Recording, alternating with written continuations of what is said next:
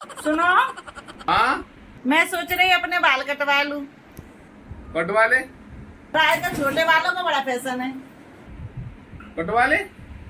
लंबे बाल आपको अच्छे लगते हैं, पर मेरी फ्रेंड कहती है कि मेरे मुंह पर छोटे बाल अच्छे, तो कटवा ले। लेकिन खराब हो गए तो मत कटवाए। सोच रही हूँ कटवा ही लूं।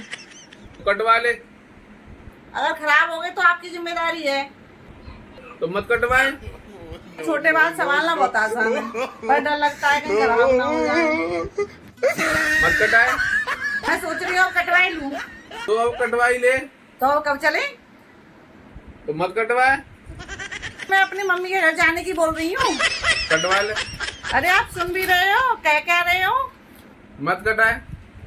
आपकी तबीयत तो ठीक है, कहीं पागल तो नहीं हो गए? मत कटवाए। कटवा ले। मत कटवाए।